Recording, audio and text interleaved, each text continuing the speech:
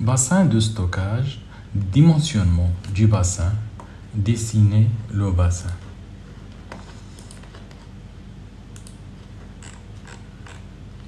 On va passer directement sur l'onglet bassin. Avant tout, il faut calculer le besoin journalier pendant le mois de pointe. C'est-à-dire pendant ce total brut total de l'année, quel est le mois de pointe maximal.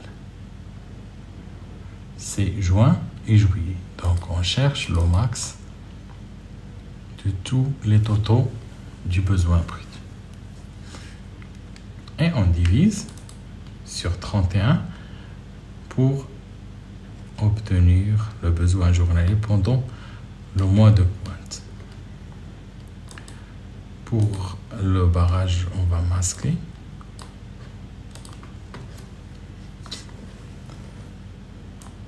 Voilà. Maintenant, on va essayer de dimensionner notre bassin. Pour dimensionner le bassin, il faut voir avec le client s'il a besoin d'un grand bassin. Pour ce personne, il a besoin d'un bassin à moyenne superficie. Il ne veut pas gâcher la superficie, alors il veut faire une bypass entre le forage et la pompe du bassin. Lorsque la pompe du bassin non fonctionnelle ou en panne, donc il va irriguer directement depuis le forage. Donc il ne veut pas un grand bassin, il veut juste 6 jours d'autonomie. Voilà, il a besoin de 1791 mètres cubes.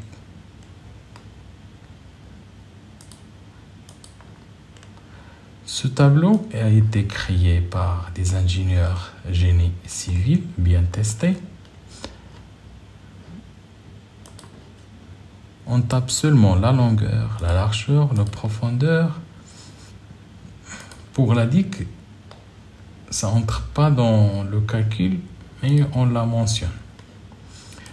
Voilà, donc pour obtenir 1700, déjà il est bien ajusté, presque. Donc il faut juste changer 25.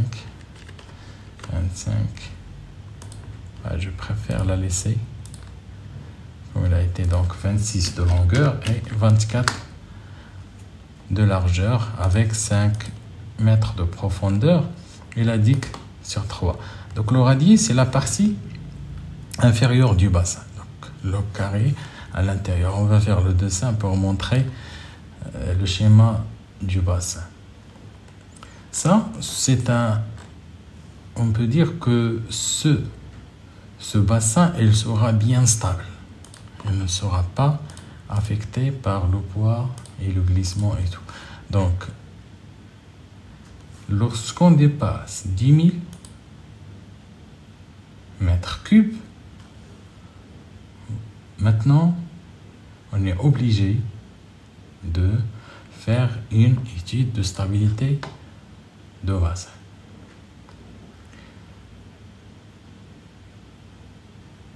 Je vais vous montrer un exemple de calcul de stabilité de bassin. Voilà, ça c'est un grand bassin avec 73 de longueur et largeur et avec 23 162. Donc on a besoin de vérifier 3 choses. La stabilité au renversement,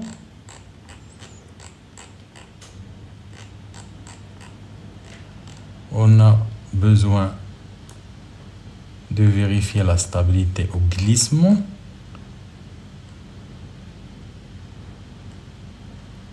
et enfin la stabilité au poissonnement.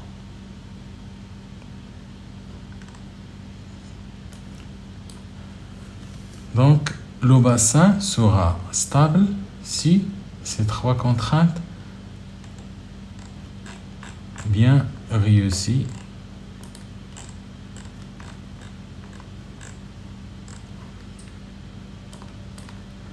Je vais voir avec vous ce calcul la prochaine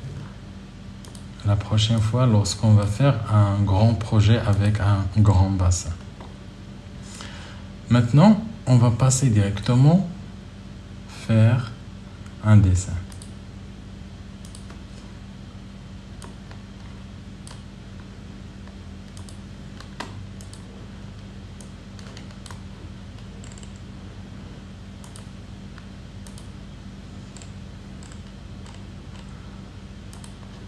Donc, on va commencer par le radier. Donc, je vais cliquer ici sur rectangle. Je vais taper et puis je clique sur cote et je tape 16, entrée 14, entrée. Voilà. Et après, ce bassin il sera décalé par 5 mètres. Et après, elle sera décalée par la digue 3. Puisque c'est un bassin semi-enterré, donc 3 mètres de déblai et 2 mètres de remblai. Donc on va décaler par 2 mètres. Pour que le bassin soit bien lisible, on va essayer de faire des hachures. Hache gradienne. On va choisir la couleur de l'eau.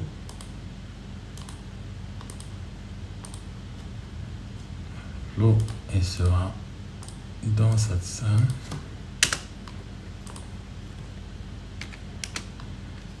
Et dans cette zone, elle sera bien claire parce qu'il est en haut. Et pour cette zone, elle sera moins claire.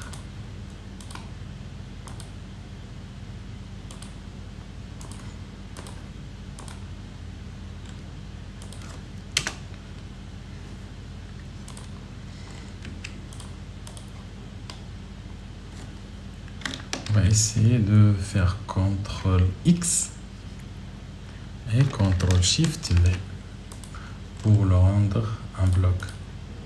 Maintenant, on va le déplacer et le positionner dans la partie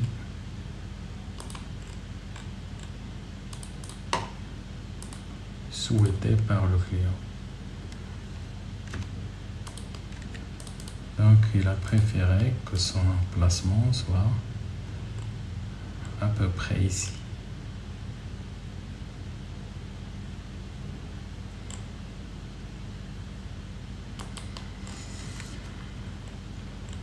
Voilà, on a déjà vu ça lorsqu'on a rempli avec le client la fiche de données. Donc, on va apporter avec nous le plan sur papier. On va noter quelques notes, parmi eux la position du bassin. Donc c'est ça pour le bassin. Je pense que tout a été dit. Donc si on récapitule,